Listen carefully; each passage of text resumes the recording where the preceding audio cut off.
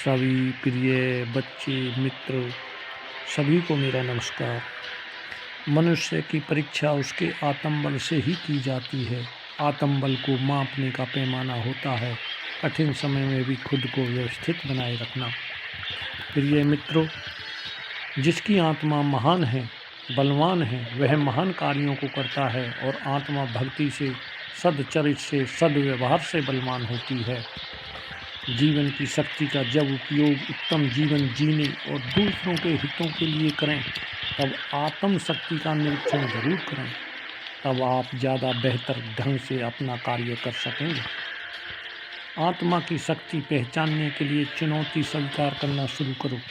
चुनौतियों से भागना शक्तिहीन आत्मा का लक्षण है। आत्मबल से जीत दर्ज की जाती है और जीत से सम्मान प्राप्त होता है, जिसकी कामना मनुष्य मात्र में होती है। इसलिए आत्मा हमेशा शक्तिशाली बनी रहे, उसके लिए पूजा पाठ, भक्ति और ईश्वर में आस्था बनाए रखें। जो आत्मावान है वही संकल्प पर दृढ़ रहता है, संकल्पों के अनुसार कार्यों को करता है। वही सच्चा वीर है, वही मनुष्य की उपाधि से सुशोभित होने योग्य है। जो रोज संकल्प करता है, रोज संकल्प तोड़ता है, उसका कोई कार्य कभी पूरा नहीं होता। यह आदत जीवन को अव्यवस्थित बना देती है, जिससे सफलता कभी नहीं मिलती। इसलिए संकल्प पर डटे रहो और आत्मा को बलवान होने दो, तब सफलता सुनिश्चित आपकी होगी।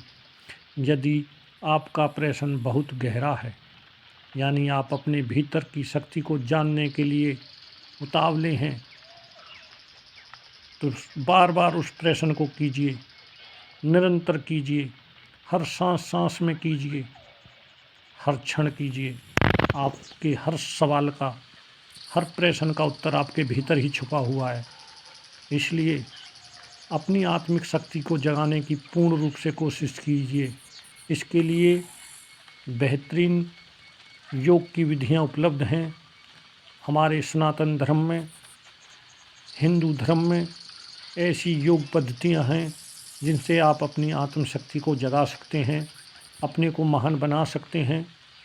तो कृपया अपने जीवन को बर्बाद करने से, समय को खराब करने से अच्छा है उत्तम पुस्तकों का अध्ययन करें, योग क्रियाओं का अध्ययन करें और अपने भीतर की एनर्जी को शक्तिशाली बनाएं, जिससे आप महान कार्य कर सकें।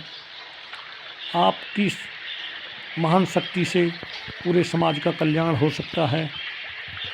आपके माता पिता, जिस समाज में आप रहते हैं उसका नाम रोशन हो सकता है।